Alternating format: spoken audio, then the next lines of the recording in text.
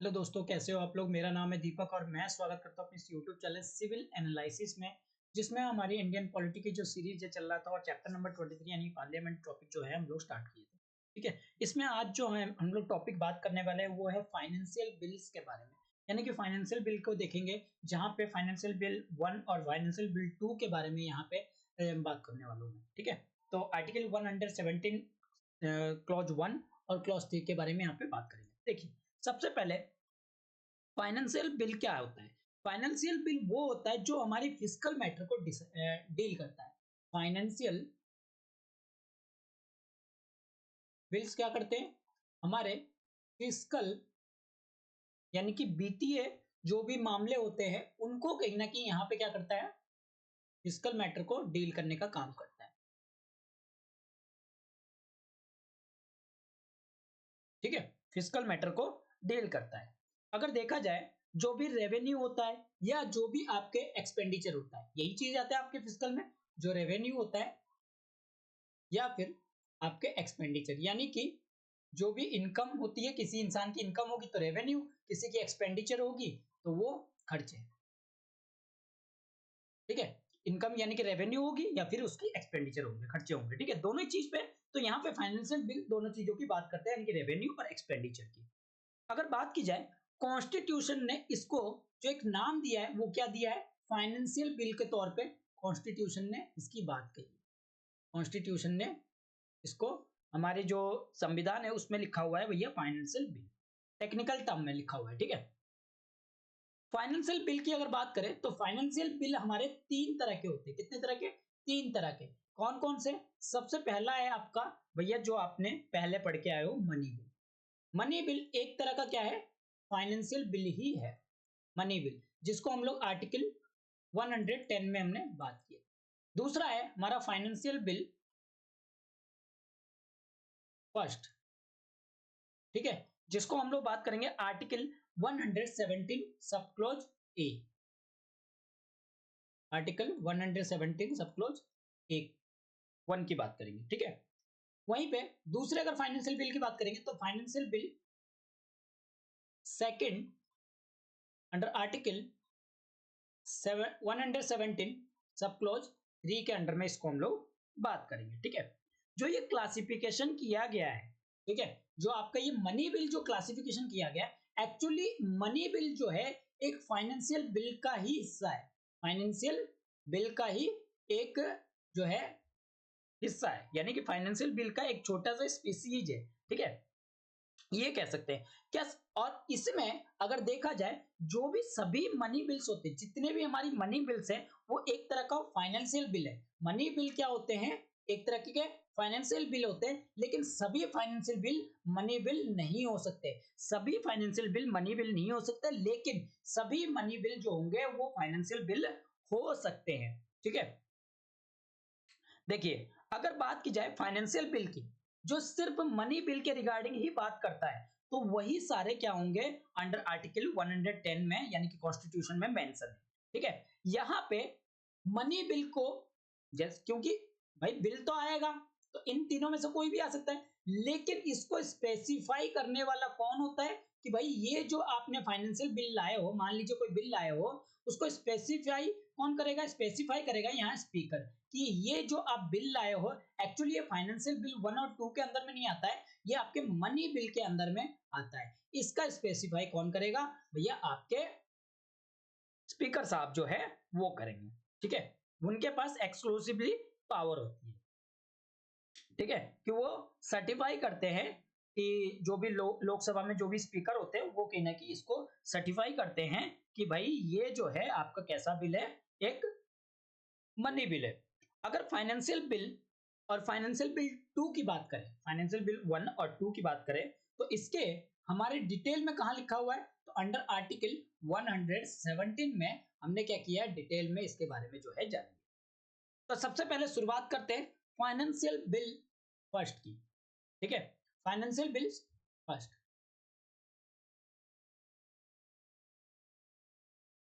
Bills first की बात करते हैं। फाइनेंशियल बिल पहला क्या कहता है भाई, इनमें वो सारे मैटर कंटेन होते हैं जो अंडर आर्टिकल 110 में नहीं है। अंडर 100 आर्टिकल 110 में जो भी मैटर नहीं है वो इंक्लूड होते हैं, नॉट इंक्लूड। जो आर्टिकल 100 यानी कि मनी बिल में नहीं है वो सारी चीजें फाइनेंशियल बिल 1 में आएगी, ठीक है। लेकिन दूसरे मैटर यानी कि हम कह सकते हैं जनरल लेजिस्लेटर के फॉर्म में, ठीक है। लेकिन यहाँ पे जो फाइनेंशियल बिल 1 का नाम दिया हुआ है, आते कौन कौन सी चीजें भैया? बोरोइंग वाले चीज आते हैं। कौन सी वाली चीज आते हैं? जो हम लोग उधार लेते हैं, बोरोइंग क्लॉजेस जो होते हैं वो किस में आते हैं? आपके अंडर आर्टिकल 110 में आते हैं, यानी कि फाइनेंशियल बिल 1 में आते हैं। और ध्यान रखना अंडर आर्टिकल 110 में ये जो बोरोइंग वाला क्लॉज है वो 110 में नहीं होना चाहिए, ठीक है। यानी कि अगर कोई ऐसी बोरोइंग है जो 110 के अंडर आर्टिकल 110 में आता है तो फाइनेंशियल बिल 1 में नहीं जाएगा। लेकिन जो 110 में नहीं है वो सारे कहीं ना कहीं बोरोइंग क्लॉज है, और तो वो कैसे जाएंगे? फाइनेंशियल बिल 1 यानी कि अंडर आर्टिकल 117 सब क्लॉज 1 के अंदर में जाएंगे, ठीक है। अब देखिए यहां पे अगर बात की जाए, जो सिर्फ ये एक्सक्लूड पूरी तरीके से ये नहीं हम कह सकते कि भाई पूरी तरीके से जो है आपके बोरोइंग क्लास को, बल्कि एक्सक्लूसिव डील करता है बोरोइंग को, does not exclusively deal with borrowing. सिर्फ ये बोरोइंग क्लॉज को ही डील नहीं करता है, और भी थोड़े मोटे चीजों को भी डील करता है। बिल कंटेन बोरोइंग क्लॉज मतलब अगर देखा जाए मेन काम क्या है, बोरोइंग क्लॉजेस जो होते हैं वो कहीं ना कहीं इसमें आते हैं, लेकिन पूरी तरीके से नहीं आते कि सारे ही बोरोइंग जो है इसमें आ जाएंगे, ठीक है। वो तो स्पेसिफाई करने का काम किसका है? आपके स्पीकर का है। अगर बात की जाए फाइनेंशियल बिल 1 की, तो यहां पे दो बात कही जाती है। ये कहीं ना कहीं दो तरीके से आपके मनी बिल से सिमिलर है, ठीक है। यानी कि मनी बिल और फाइनेंशियल बिल जो है वो कहीं दोनों कहीं ना कहीं क्या है? सिमिलर चीजों में डील करते हैं। सिमिलर हम कह सकते हैं कि भाई ये दो रिस्पेक्ट में क्या हो सकते हैं? सिमिलर हो सकते हैं, दो तरीके से सिमिलर हो सकते हैं, ठीक है। यानी कि फाइनेंशियल बिल और मनी बिल दो तरीके से सिमिलर हो सकते हैं। पहली चीज क्या है कि दोनों को कहीं ना कहीं लोकसभा में इंट्रोड्यूस किया जाता है, लोकसभा में इंट्रोड्यूस किया जाता है, ठीक है। फाइनेंशियल बिल को भी और आपके मनी बिल को भी, दोनों चीजों को कहां पे इंट्रोड्यूस किया जाता है? आपके लोकसभा में इंट्रोड्यूस किया जाता है, ना कि राज्यसभा में। और दोनों ही इंट्रोड्यूस करने से पहले रिकमेंडेशन किसकी चाहिए भैया? प्रेसिडेंट की रिकमेंडेशन चाहिए,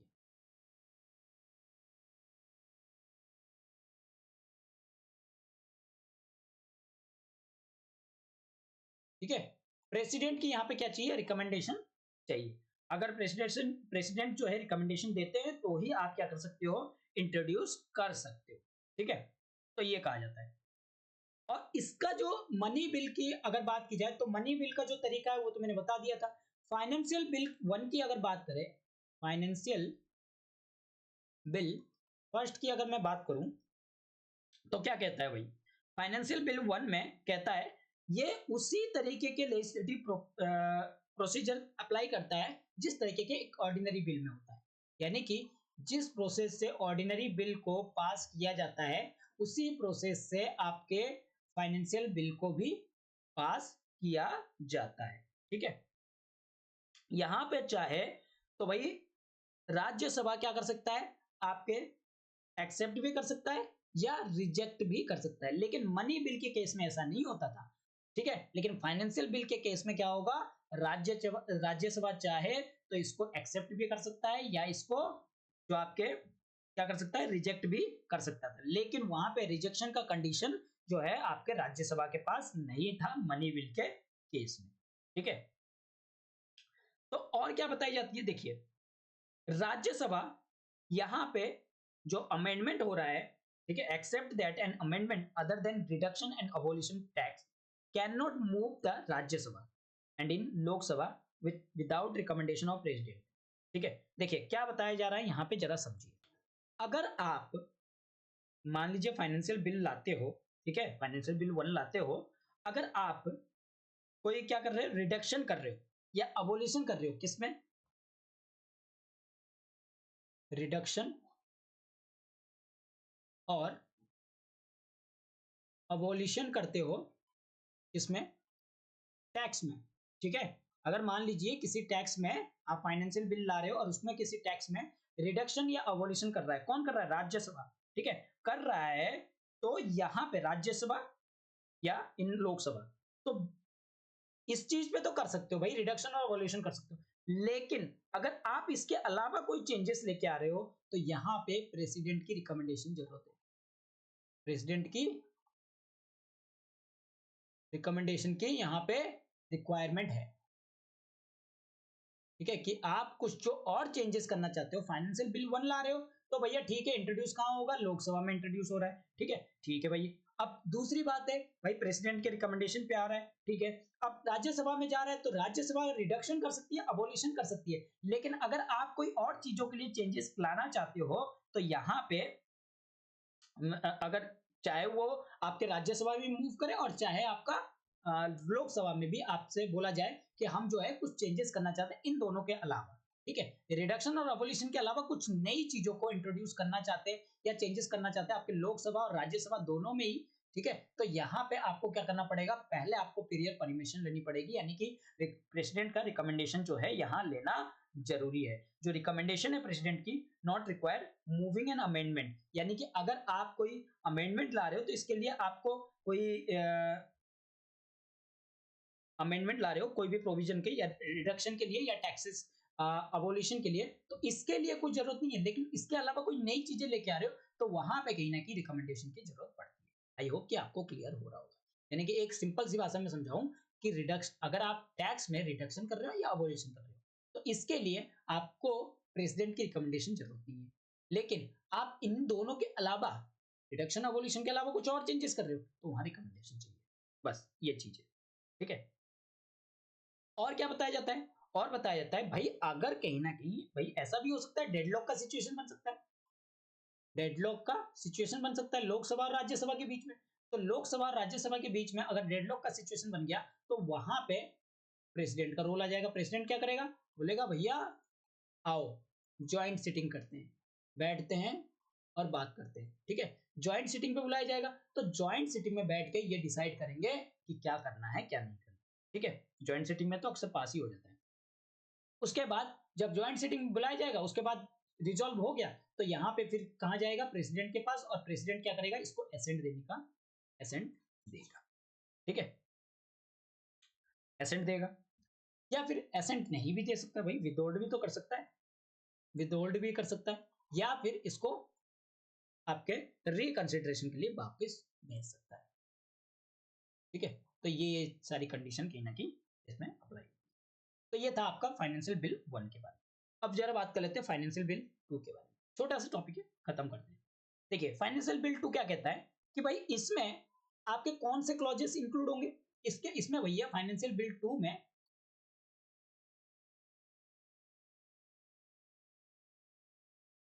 फाइनेंशियल बिल्स 2 में आपके, उसमें तो 1 में तो आपके बोरोइंग वाले थे, तो इसमें होंगे एक्सपेंडिचर वाले। एक्सपेंडिचर यानी कि खर्च वाले जो भी होंगे, ठीक है, जो आपके कंसोलिडेटेड फंड ऑफ इंडिया से कहीं ना कहीं खर्च होने होंगे।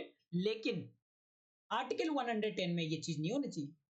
आर्टिकल 110 यानी कि मनी बिल के अंदर में ये नहीं आना चाहिए एक्सपेंडिचर। तो ऐसी खर्चे जो मनी बिल के अंदर नहीं आते वो सारे हमारी फाइनेंशियल बिल 2 के अंदर में आते हैं, ठीक है।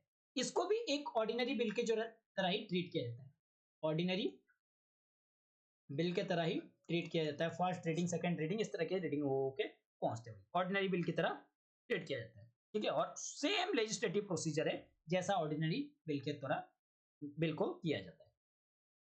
इसमें अगर एक स्पेशल फीचर की अगर बात करें तो यहाँ पे इसको जरूरी नहीं है कि दोनों हाउस से पास होना चाहिए, ठीक है। ऐसा जरूरी नहीं है कि इनको दोनों हाउस से पास होना चाहिए, लोकसभा या राज्यसभा से, जब तक कि यहाँ पे प्रेसिडेंट रिकमेंडेड ना कर दे कि आपने बिल को सही तरीके से विचार विमर्श किया है या नहीं किया।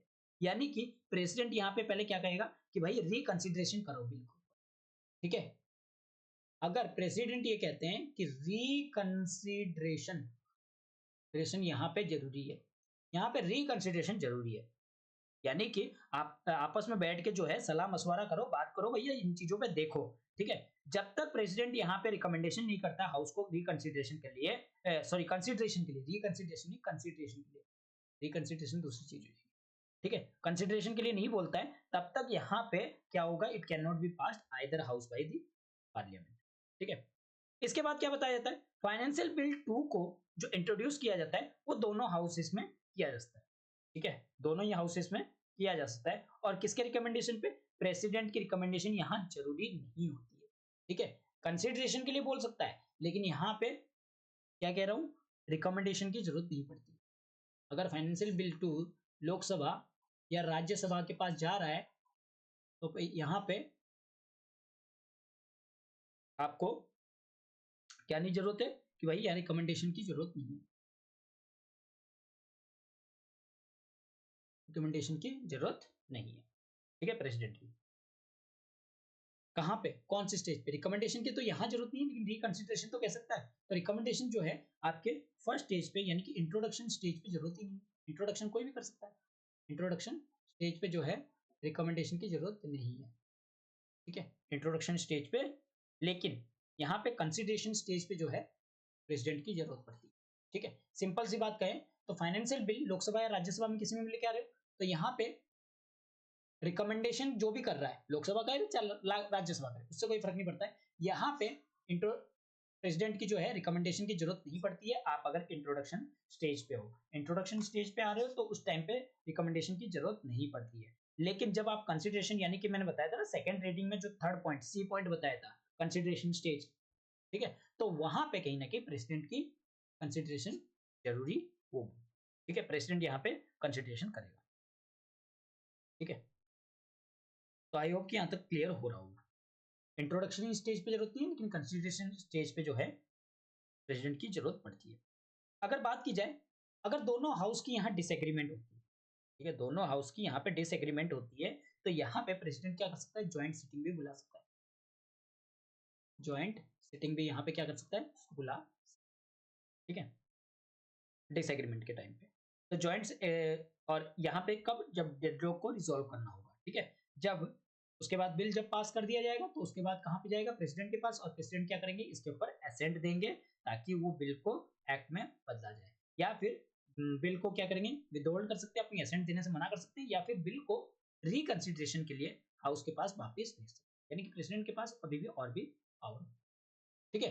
तो ऑर्डिनरी बिल को तरह ट्रीट किया जाएगा फाइनेंशियल बिल को, ये अंडर आर्टिकल में नहीं आना चाहिए, जो भी एक्सपेंडिचर अंडर आर्टिकल 110 में आता हो तो फाइनेंशियल बिल नहीं कहलाएंगे, और जो नहीं आता है वो कहीं ना कहीं फाइनेंशियल बिल 2 के अंदर में आएगा। और यहाँ पे जो इंट्रोडक्शन स्टेज होगा, कोई भी अगर लोकसभा या राज्यसभा से कोई भी मेंबर इस चीज को मूव करवा रहा है, एक्चुअली मिनिस्टर ही करवाएंगे, ठीक है, फाइनेंशियल बिल है तो, ठीक है, तो उस स्टेज में रिकमेंडेशन की जरूरत नहीं है, लेकिन कंसिडरेशन स्टेज में यहाँ पे आपके प्रेसिडेंट की जरूरत पड़ती है, जब तक यहाँ पे ये तब तक पास नहीं होगा जब तक प्रेसिडेंट यहाँ पे रिकमेंडेशन नहीं करेगा, कहाँ पे, जब आपका कंसिडरेशन स्टेज हो रहा होगा, ठीक है, वहां पे अगर रिकमेंडेशन नहीं करेंगे प्रेसिडेंट, यहाँ पे जब तक रिकमेंडेशन नहीं करेंगे तब तक ये आगे नहीं बढ़ेगा, ठीक है ना।